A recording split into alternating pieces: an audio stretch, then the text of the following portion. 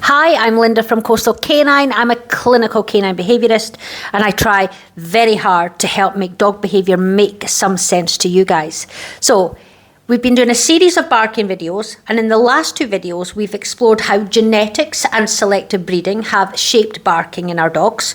We then looked at stress, and then we also broke down barking by looking at what happens before the behaviour itself, and what happens afterwards, and also discussed what are the better questions to be asking. Today we're going to take it one step further and look at some reasons why dogs bark. Now this is just some of them.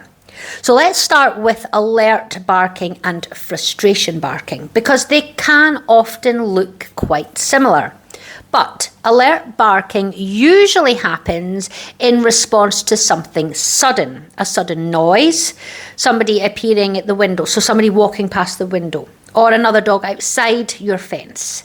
Frustration barking often happens when a dog wants to access something but can't get to it, such as another dog while they're on lead or they're behind a fence.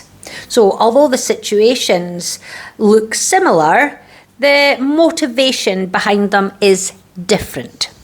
With alert barking, your dog is responding to something unexpected. With frustration barking, they're trying to gain access to something that they can't reach.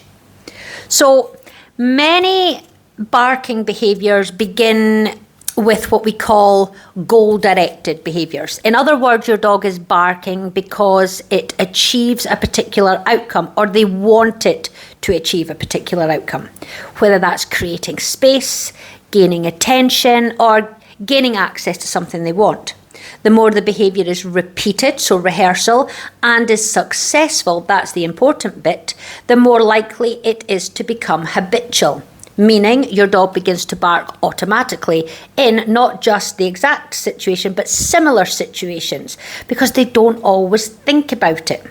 Now, the next is play barking, and I've added this in because I do get lots of messages about, is play barking appropriate? Now, many dogs bark during games of tug or while chasing a toy. This is often just an expression of excitement. As excitement increases, barking often increases too, and when the excitement comes down, so does the barking. So, it's very dependent on the situation. Then we have demand barking. Now, this is usually in the top 3 of the messages I get about barking. And this is when your dog is trying to gain access to something they want, such as food, attention, a toy, or even going out for a walk.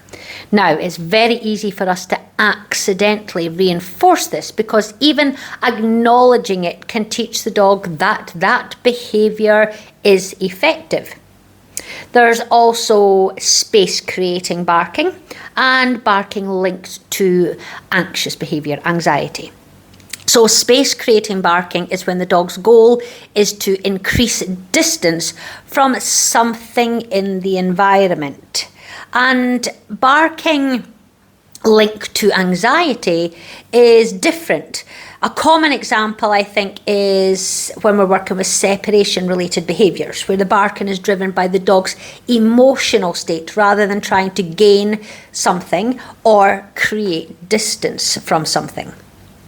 So hopefully you can see now that barking isn't one single behaviour. It can have many different functions, and understanding why your dog is barking is the first step towards changing it.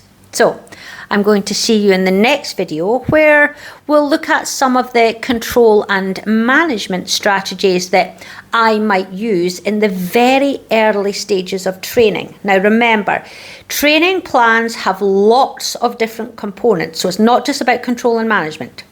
But we'll start by looking at some of the foundations that help set both you and your dog up for success.